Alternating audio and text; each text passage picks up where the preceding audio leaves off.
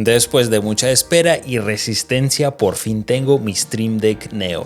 Es mi segundo producto de la marca Elgato y estoy muy contento con esta compra. En este vídeo quiero compartir contigo mi opinión sobre este dispositivo, sus funcionalidades y cómo lo he integrado en mi setup. Así que ponte cómodo, pulsa el botón de suscripción, dale me gusta si te gusta el contenido y si tienes alguna duda o sugerencia, los comentarios están abiertos para ti. Empezamos.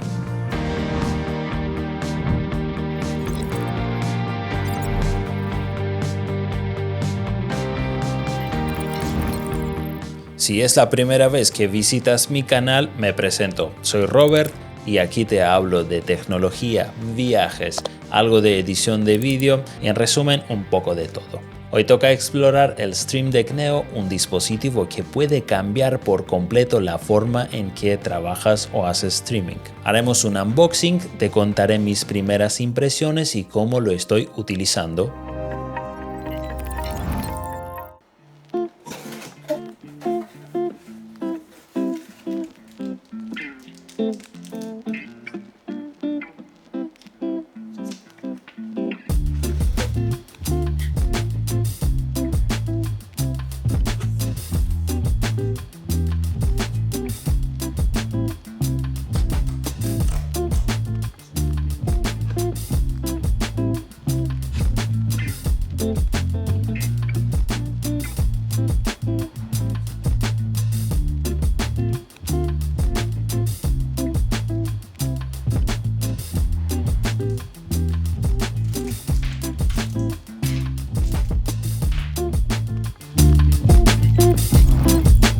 Al abrir la caja, lo primero que notas es lo minimalista que es. Solo encontrarás el dispositivo, un cable USB-C y unos pocos papeles. Nada más, lo justo y necesario. Este dispositivo destaca por su diseño compacto, bien construido y muy versátil. En mi caso lo tengo conectado directamente a mi Mac y por ahora he configurado 2 páginas, pero tú puedes personalizar muchas más según tus necesidades. Si me preguntas, ¿qué es el Stream Deck Neo?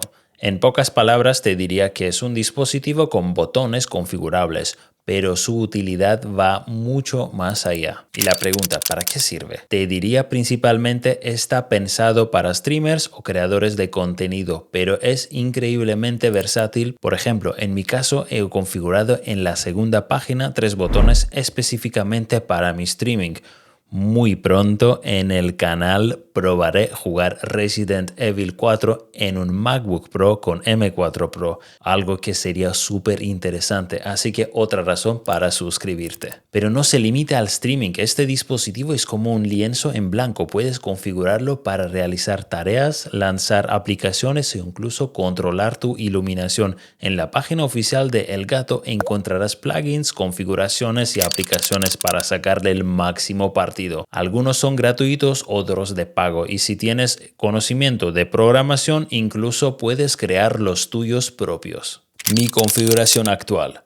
Te cuento cómo lo tengo configurado hasta ahora. Primera página. Como mencioné antes, este es mi segundo producto de Elgato. El primero es el K-Lite Air que utilizo a diario. Por eso en esta página tengo botones para encender, apagar y ajustar el brillo de la luz. Además, escucho mucha música mientras trabajo o escribo guiones, así que he añadido un botón para Apple Music y controles para reproducir, pausar o cambiar canciones. Pasamos por la segunda página. Aquí tengo configurado OBS Studio con varias escenas. Aún estoy en modo beta con esta configuración porque no he tenido oportunidad de usarlo demasiado. También he añadido botones para controlar Final Cut Pro, mejor dicho, abrir la aplicación, una animación para monitorear la carga del procesador y un acceso directo para grabar la pantalla, ideal para mis tutoriales. Finalmente tengo una carpeta con aplicaciones básicas como calculadora, correo, FaceTime y Rode Central. Aunque esta es mi configuración inicial, sé que pronto lo ajustaré a medida que descubra nuevas funciones o necesidades. Muy pronto estaré en directo probando el juego del que te hablé, así que no olvides suscribirte al canal para no perderte nada. Y si has llegado hasta aquí, déjame un comentario con un Hello Ricky para saber que estuviste viendo hasta el final. Y nos vemos en los próximos vídeos.